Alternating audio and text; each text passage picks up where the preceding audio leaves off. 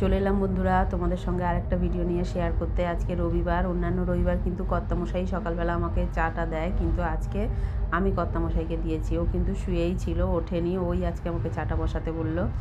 তারপরে দেখো একটু ব্যালকনিতে চলে গেছিলাম যে দেখি মাঠের পরিস্থিতিটা কি। মাঠে তো আজকে বসে আঁকো প্রতিযোগিতা ছিল, তাই জন্য গিয়ে দেখলাম যে মোটামুটি প্রতিযোগিতা কিন্তু শুরু হয়ে গেছে। এই দেখো গার্জেনরাও এদিকে মোটামুটি কম বেশি আছে। যারা ধারে কাছের বাচ্চা তাদের গার্জেন হয়তো আসেনি, কিন্তু না হলে যারা এদিক ওদিক থেকে এসেছে সবাই, মানে সবার গার্জেনই এসেছে মোটামুটি। আর এই যে বাচ্চাগুলো দেখো সব খাতা পেন নিয়ে কিন্তু, মানে খাতা পেন্সিল নিয়ে বসে পড়েছে। তারপরে কর্তামশাই বাজার থেকে এলো, বাজার থেকে আসার পরে এনেছিল চপ। যাই হোক, আমাদের রবিবার মানেই তো চপ মুড়ি, তোমরা জানো, তাই কিন্তু চপ মুড়িটা ওকে খেতে দিয়ে দিলাম। আর এখানেও আমাদের জন্য রয়েছে, আমি যদিও আজকে খাইনি, যাই হোক এইখানে রয়েছে, ছেলে খেয়েছিল। আর কর্তামশাইকে বারণ করি যে তুমি অত বেশি চপ টপ খেও না, সপ্তাহে একদিন বলে না, ও কিন্তু দুটো তিনটে খেয়ে নেয়।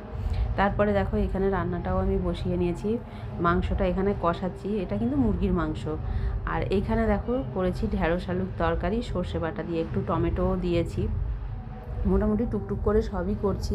এখানে করেছি বেগুন ভাজা, অল্প করেই ভেজেছি, কারণ মাংস হলে না আর কিছু কেউ খেতে চায় না। এখানে বসিয়ে দিয়েছি ভাত, আর ইন্ডাকশানে বসিয়েছি ডাল।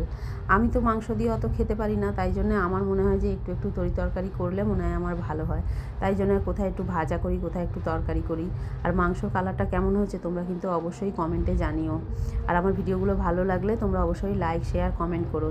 রান্নাবান্না সেরে দেখো খেতে দিয়ে নিচ্ছি, ছেলে খেতে বসে গেছে। এটাও কিন্তু কর্তামশাইয়ের জন্য ভাত বাড়ছি। এখন কটা বাজে জানো? এখন বাজে বিকেল 4:30। তখন কিন্তু আমরা দুপুরের খাওয়া খাচ্ছি। রবিবার হলে আমাদের 4টে 4:30 বেজেই যায়। কর্তামশাইকে একটা বেগুন ভাজাও দিলাম, আর একটুখানি দিয়ে দিলাম তোমার ঢ্যাঁড়স আলুর তরকারি। ও বেশি তরি তরকারি নেয় না, বেলা হয়ে যায় বলে না, অল্প করেই খায়। আর এখানে অল্প করে মাংস তুলে নিয়েছি দুজনে খাবো বলে। আমি খুব একটা খাই না, হয়তো এক পিস। সন্ধেবেলা দেখো ফাংশান মানে মোটামুটি রেডি হচ্ছে, মিউজিশিয়ানরা বসে পড়েছে স্টেজের ওপরে। আর এইখানে সব গায়ক গায়িকারা যারা এসেছেন তারা কিন্তু এখানেই আছেন। সারেগামা থেকে কিছু এসেছে, এবার সেগুলো আমি ঠিক মানে অতটাও চিনি না, তাই জন্য আমি তোমাদের সঙ্গে পরিচয় করাতে পারছি না যে কারা এসেছে সারেগামা থেকে। ওইটা একটুখানি আমাদের ব্যালকনি থেকেই দেখা যায়, দেখে দেখো। তারপরে বানিয়ে নিচ্ছি পরোটা। শাশুড়ি মা এসেছেন, উনি পরোটাটা নিয়ে যাবেন, তাই জন্য কিন্তু বানিয়ে নিচ্ছি। আর আমরা না খুব অল্প তেল দিয়ে পরোটা খাই, আমরা অনেক তেল দিয়ে খাই না, কারণ অনেক তেলে জ্যাবজ্যাবা পরোটা করলে আমাদের বাড়ির কেউই পছন্দ করে না।